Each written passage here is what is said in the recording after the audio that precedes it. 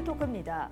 현 정부의 국정 목표 중 하나가 대한민국 국민 모두가 어디에 살든 균등한 기회를 누리는 지방시대입니다. 하지만 최근 정부에서는 지방시대 균형 발전과는 거리가 먼 수도권 중심 정책을 펼치면서 우려의 목소리가 커지고 있는데요.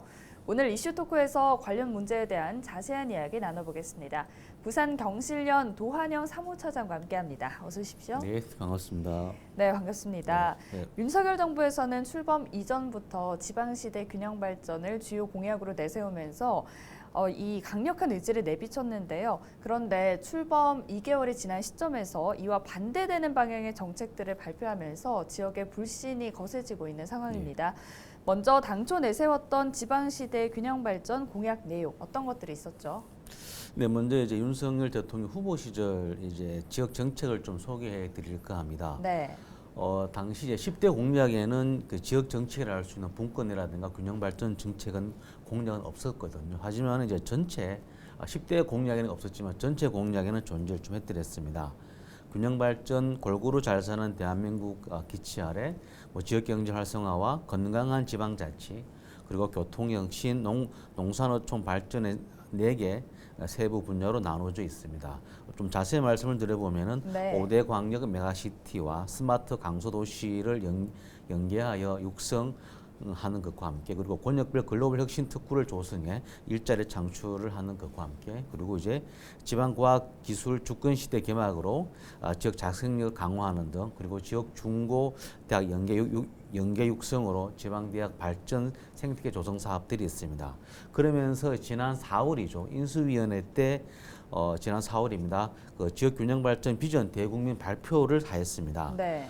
대한민국에게 육정 목표를 이제 총 6개로 하면서 마지막에 이제 국정 목표를 대한민국 어디서나 살기 좋은 지방 시대라고 이제 발표를 좀 하였었는데요. 어디에 살든 균형한 기회를 누리는 공정, 자율, 희망이 어떤 지방 시대의 목표 아래 진정한 지역 주도 균형 발전 시대와 그리고 혁신 성장 기반 강화를 통해 지역의 좋은 일자리 창출과 그리고 지역 고유 특성화 극대화를 위한 3대 약속과 함께 이를 실현하기 위한 15대 국제 과제를 도출하였습니다. 지방 분권 강화라든가 지방 재정력 강화, 그리고 지방 교육 및 인적 자원 양성 체계 개편, 그리고 이제 그 지방 투자 및 기업의 지방 이전 촉진과 공공기관 지방 이전 등 총 15개의 어떤 국정 과제를 지난 4월에 좀 이렇게 대국민 발표를 좀 하였드렸습니다. 네. 네, 어쩌면 현 정부의 지방시대 균형발전 공약의 가장 핵심 내용이라고 볼 수 있는 게 네. 대통령 세종집무실 네, 설치인데요. 예. 여부가 불확실해지면서 우려의 목소리가 나오는 것 같아요. 이 대통령 세종집무실 설치 문제를 둘러싼 지역의 민심은 어떻습니까? 근데 사실 이 공약은 공약으로 들어가 있었거든요. 그런데 네. 이제 지난달 7월입니다. 7월 때 이제 정부의 고위 관계자가 국가 예산과 나라 살림이 어렵다는 이유로 이제 정부 세종청사를 짓지 않겠다는 발언을 하였습니다. 그러면서 이제 하는 얘기가 현재 있는 세종 집무실을 좀 내실 있게 활용하는 방안을 좀 모색한다라고 발표를 좀 했었는데요. 네. 이에 반해서 이 발언에 대해 지역 주민들은 크게 반발을 하고 있습니다. 지난 4월 달이죠. 인수위 때 같은 경우에 보면은 1단계로 총 3단계까지 이 계획을 좀 발표를 하였습니다. 처음에 1단계는 청사 1동과 함께 국무회장을 우선 활용하겠다는 것이 있었고, 2단계는 올 12월까지 이제 세종시 중앙동에 임시집무실을 만들겠다. 그리고 3단계로는 이제 2027년까지 국회 세종의사당 개원에 맞춰가지고 비서관동과 관제를 갖춘 세종집무실 건립 등에 대한 로드맵을 발표를 하였습니다. 네. 그렇지만은 지난달 정부 고위 관계자의 발언으로 인해서 이 정책이 물거품이 되는 게 아니냐라고 하면서 지역 민심 매우 뜨겁게 지금 들끓고 있는 상태인데요. 실질적으로 이제 이 오락가락한 입장들이 오히려 더 논란을 좀 키웠다는 이야기도 있습니다. 네. 처음에 이제 인수위 때는 3단계 로드맵을 발표했다가 앞서 말씀드린 대로 2단계 같은 경우에는 12월 달 임시준공이죠. 임시직무사무실 같은 경우는 하지 않겠다고 발표를 또 하였었거든요. 그러다가 또 지역 주민들의 반대가 심하니까 다시 또 3단계만큼 꼭 하겠다라고 했다가 또 다시 이제 3단계도 하지 않겠다고 이렇게 하면서 실질적으로 이 발언들이 오락가락하면서 실질적으로 좀 많은 좀 불신들을 좀 키웠다라고 좀 보여지는데요.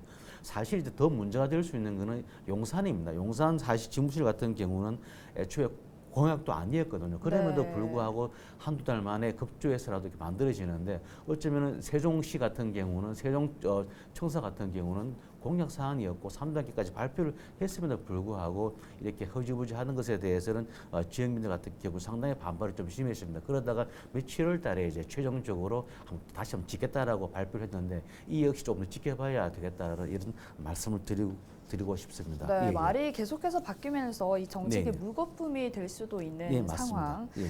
네, 앞서 윤 정부의 수도권 중심 정책을 펼치고 있다고 말씀을 드렸는데 하나씩 짚어보죠. 먼저 지난 19일 교육부를 비롯한 5개 관계부처 합동으로 반도체 관련 인재 양성 방안을 예, 발표했습니다. 맞습니다. 예. 결국 수도권 대학의 정원을 늘려주게 된다는 지적과 함께 이 지방 대학의 반발이 거세지고 있는 상황인데요.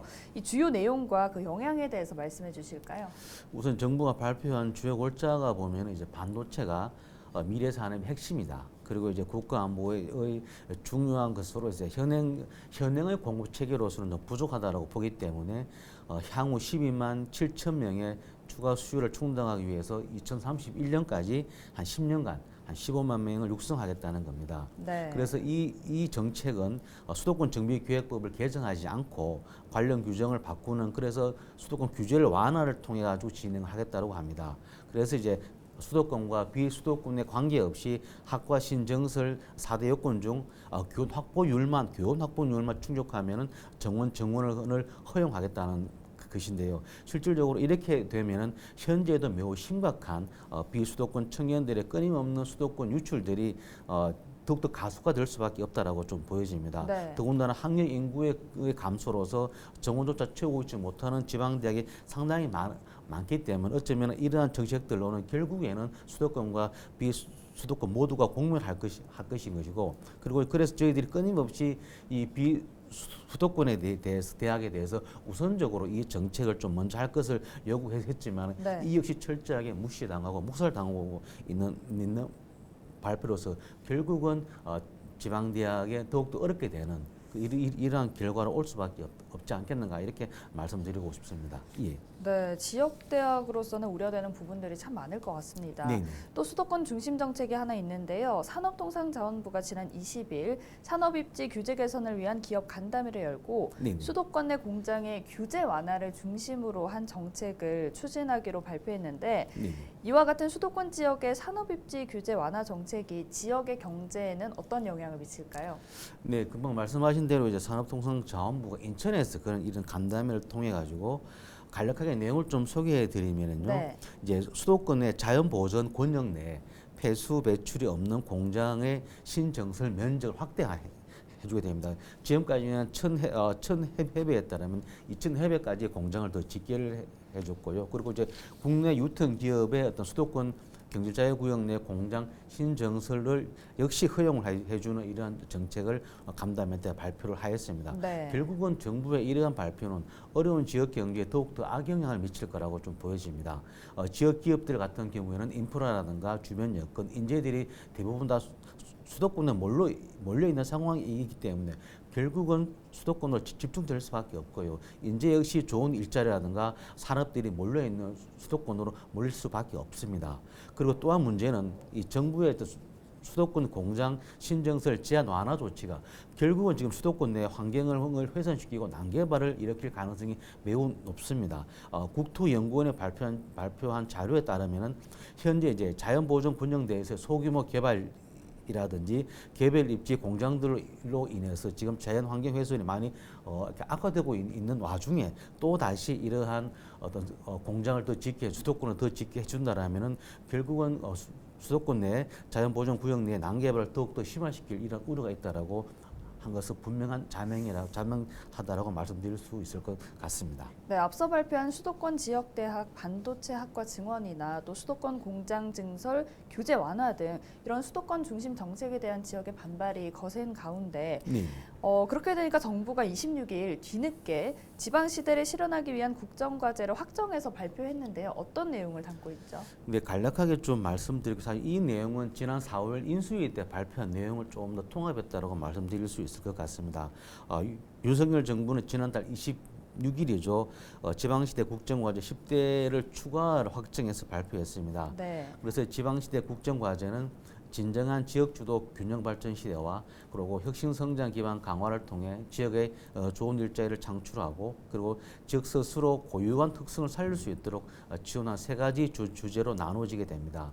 먼저 이제 진정한 지역주도 균형 발전 시대에는 지방시대 실현을 위한 지방분권 강화와 그리고 지방자치단체 재정력 강화 그리고 지역 인재 육성을 위한 교육 혁신과 그리고 지방자치단체의 자치 역량 및 소통 협력 강화 등이 좀 이러한 내용을 담고 있습니다. 그리고 이제 혁신성장 기반 강화를 통해서는 기업의 지방 이전 및 지방 투자를 촉진하고 그리고 공공기관 지방 이전 등 지역의 성장 거점을 육성한다는 내용들을 담고 있습니다. 그리고 이제 지역 특화형 산업 육성으로서 양질 일자리 창출 등 그리고 지방 소멸 방지와 균형 발전 추진 체계 강화 등의 내용들을 담고 있습니다. 예. 네, 이번 국정과제 발표에도 불구하고 윤석열 정부가 겉으로만 지방 균형 발전을 강조하고 예. 결국에는 수도권 중심의 정책을 펼치고 있는 게 아니냐는 비판들이 나오고 있습니다. 현 정부에서 발표한 지방시대 실현을 위한 국정과제 실현 가능성이 크다고 보십니까? 근데 사실 결론부터 말씀을 드리면 되게 좀 우려스럽다는 말씀을 드리고 싶고요. 사실 이제 말씀드렸지만 지난 4월 인수위 때 이제 대국민 발표를 했었죠. 지방 균형 발전 발표하고 난 이후에 반도체 학과라든가 그리고 수도권의 신공장을 신정설하는 이런 정책들을 연이어서 발표를 하고 해왔었거든요. 결국은 이제 물론 지금 이제 지난달 26일에도 이렇게 지방 시대에 대한 국정 과제를 10대 과제를 별도로 추가로 발표를 했었지만은 실질적으로 그것에 대해서 진정성 있게 우리 국민들이 받아들이기는 좀 쉽지 않겠다라는 말씀을 좀 드리고 싶고요. 실질적으로 한 가지는 좀 이제 말씀을 드리고 싶다라면 지금 지방시대위원회를 가칭 지방시대위원회를 9월달에 이제 만들려고 합니다. 이 기구가 뭔가라면 이제 과거 정부에서는 이제 자문위였죠.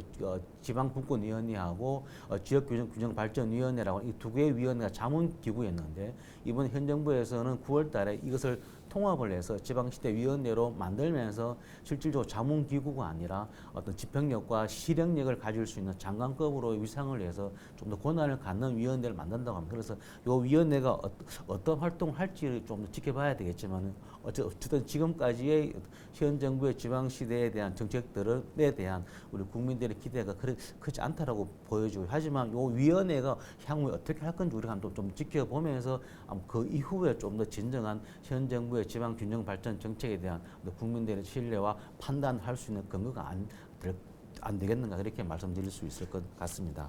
좀 본보기로 삼을 만한 다른 나라의 지역 균형 발전 정책의 성공 사례가 있을까요? 아무래도 많이 좀 알려져 있는 게 프랑스인데요. 프랑스에 보면 이제 제가 그 지명 이름을 정확하게 모르는데 에나라고 하는 그 국립행정학교를 이제 실제로 원래는 파리에 있었던 학교를 이제 그쪽 지역으로 옮기게 됩니다. 그래서 실질적으로 그 지역이 이제 지방의 아주 초규모 도시였지만은 그 인재를 육성하는 에나라고 하는 국립행정학교가 그쪽 그 지방으로 이제 이전을 하면서 상당히 많은 인재들이 많이 배출하게 됩니다. 그러면서 그 지방 소도시가 프랑스의 제 7대 도시로 이제 발돋움하면서 상당히 많은 어떤 성장을 이뤘던 그런 사례들이 있기 때문에 결국은 제가 볼 때는 이 지방 균형 발전 사업은 강력한 어떤 정부의 의지가 있어야만이 가능한 것인 거고 상당히 많은 시간과 어떤 장기간적인 노력들이 필요하기 때문에 현 정부가 조금 더